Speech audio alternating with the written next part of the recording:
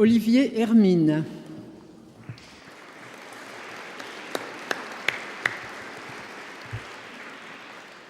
Olivier Hermine est actuellement professeur des universités, praticien hospitalier. Il dirige le service d'hématologie clinique de l'hôpital Necker à Paris. Il est aussi à la tête d'une équipe de recherche à l'Institut Imagine. Il a par ailleurs cofondé 2 sociétés de biothérapie. Cette triple activité d'Olivier Hermine résulte d'une formation de médecin avec un internat des hôpitaux de Paris multidisciplinaire, une formation à la recherche à Chicago pendant son internat et une thèse de sciences. Le thème central de la recherche d'Olivier Hermine démarre en 1987 et concerne l'érythropoïèse, c'est-à-dire l'ensemble des mécanismes menant à la formation des globules rouges dans la moelle osseuse, ainsi que le métabolisme du fer. Il en est devenu l'un des spécialistes mondiaux. Son activité débordante lui a fait aborder plusieurs autres thèmes qui ont abouti à des publications de très haut niveau et une reconnaissance internationale. Notre Académie lui avait donné un prix en 2014. Olivier, nous sommes très heureux de vous accueillir dans notre compagnie. Merci beaucoup, Monsieur le Président, Monsieur le Vice-président, Mesdames les secrétaires perpétuels, chers collègues, chers amis. Tout d'abord, je remercie les illustres membres de cette Académie de m'avoir élu pour faire partie de cette prestigieuse assemblée. C'est pour moi une grande fierté, en tant que clinicien, médecin praticien, tous les jours au lit des malades, que mes travaux aient été reconnus par l'Académie.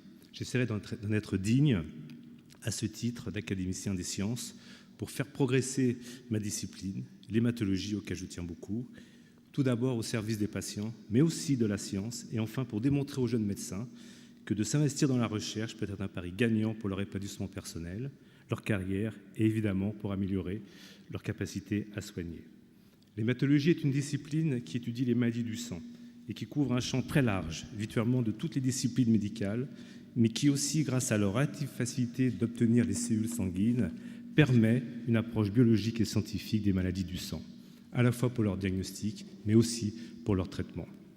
Bien que d'énormes progrès ont été faits au cours de ces 50 dernières années, malheureusement, encore beaucoup de maladies restent mortelles dans notre discipline.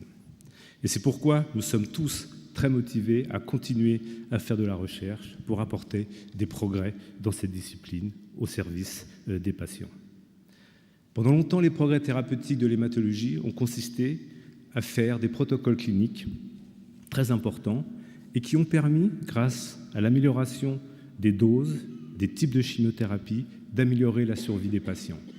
Par exemple, dans notre équipe, à l'hôpital Necker, et ensuite grâce à des travaux européens, nous avons pu montrer qu'une maladie qui s'appelle le lymphome du manteau, qui était mortelle à 90% à 3 ans pour la plupart des patients, est aujourd'hui guérissable et presque 80% des patients sont vivants à 10 ans grâce à des travaux de recherche clinique rigoureux que nous avons menés pendant plus de 15 ans. Maintenant, évidemment, nous essayons de comprendre quels sont les mécanismes moléculaires qui font que certains patients répondent et d'autres ne répondent pas à ce traitement. Un autre exemple de recherche clinique et d'observation que nous faisons au jour le jour, nous avions remarqué que certains lymphomes, des tumeurs du système lymphatique, étaient associés à des infections virales. Nous avons pu démontrer pour la première fois que certains patients qui habituellement étaient résistants à la chimiothérapie répondaient à des traitements dirigés contre le virus et non pas contre la tumeur, démontrant clairement que ces virus étaient causaux de la pathologie et qu'on pouvait améliorer le pronostic de ces patients en traitant le virus et non plus la tumeur. Depuis mes études, au début, je me suis rencontré et vite rendu compte qu'il fallait faire de la recherche pour comprendre les maladies du sang. Et grâce au professeur Bruno Varret, que j'ai rencontré lorsque j'étais externe et qui est resté et reste toujours un modèle de rigueur médicale et d'humanisme, et par la suite au contact de mes maîtres d'internat, dont les professeurs Lévy, Seligman, Brouet, Fermant, Clovel, Grunfeld, Bach, Gollard, Dogos et Fischer, dont certains sont membres de cette illustre assemblée, ont tous et m'ont convaincu qu'il fallait mener de front de la recherche fondamentale et une pratique clinique, certes exigeante, complexe, mais indispensable pour le progrès médical. Mais son intérêt sont rapidement portés sur la fabrication des globules rouges et les pathologies qui y sont associées. Initié à ces disciplines par les professeurs Varret, le professeur Goldwasser à Chicago, le découvreur de la fameuse EPO, connue pour ses vertus dopantes chez les cyclistes, qu'il avait purifié à l'époque à partir de 1000 litres d'urine pendant 30 ans de recherche. Je ne sais pas si on pourrait faire ça encore aujourd'hui. Et enfin, avec le docteur Venschenker, aussi membre de cette illustre assemblée, qui m'a initié à l'hématopoïèse. La fabrication des globules rouges est un système fascinant. On fabrique 2 millions de globules rouges par seconde, ce qui est énorme. Il n'y a aucune tumeur qui fabrique autant de cellules en si peu de temps. Nous avons décidé de comprendre comment on pouvait réguler cette fabrication pour avoir toujours un taux d'hémoglobine constant au cours de la vie et ne pas déraper, entre guillemets. Et j'ai fait l'hypothèse que si on comprenait ce système, eh bien on pourrait comprendre beaucoup de maladies, notamment les cancers qui prolifèrent, beaucoup moins que les cellules hématopoïétiques et en particulier que les globules rouges, mais aussi des maladies dégénératives dans lesquelles les processus de régulation de l'érythropoïèse sont mis en cause. Nous avons pu montrer pour la première fois que pour naître un globule rouge, à partir d'une cellule souche indifférenciée de la moelle, mettait en route un programme de différenciation. Mais de façon intéressante, ce programme de différenciation était le même que le programme que l'on met en route pour mourir, par apoptose. Ce qui veut dire que si on veut exister, il faut qu'on le meure. Très philosophique.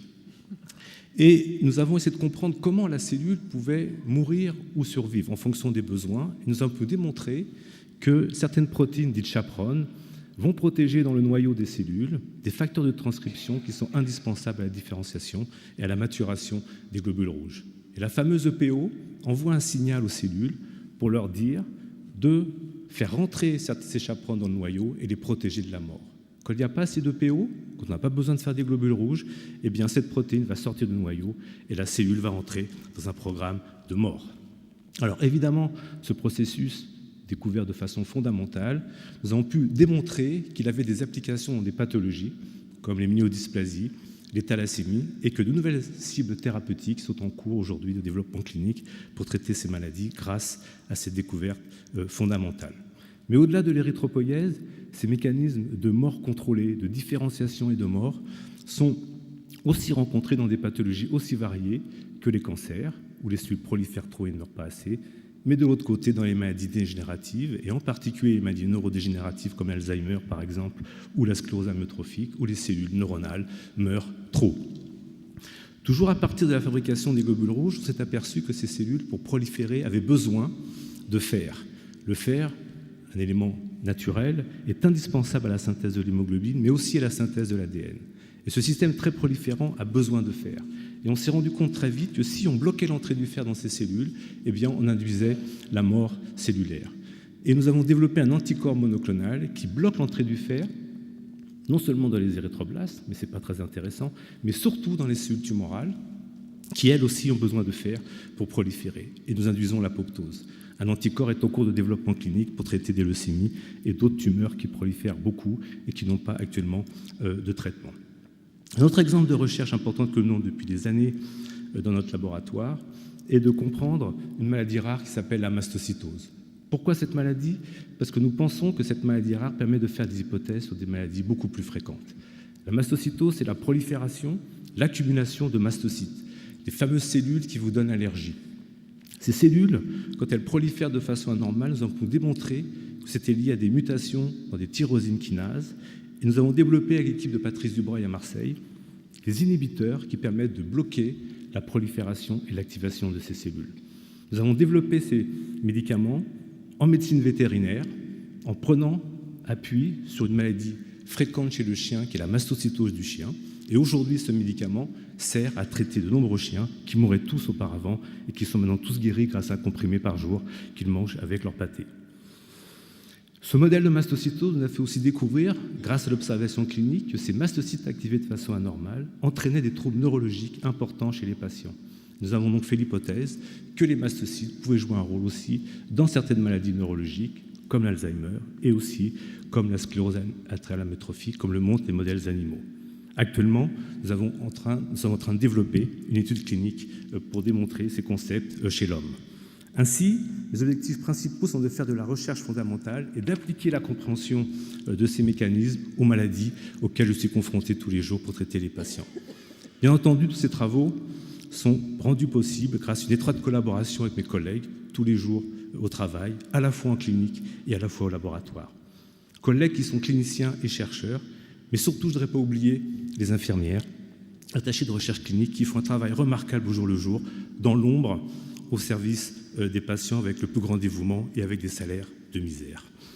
Une institution comme la PHP, l'université, l'INSERM et le CNRS, et maintenant depuis quelques années l'Institut Imagine, qui constitue un modèle exemplaire d'intégration entre la clinique et la recherche fondamentale, m'ont permis d'effectuer ces recherches. Et ici, je voudrais souligner l'importance que cette recherche menée dans nos hôpitaux publics, grâce à nos institutions publiques, continue et soit financée pour permettre à tous les patients français, quelle que soit leur origine sociale, politique et religieuse, de pouvoir être traités gratuitement avec les meilleurs soins du monde.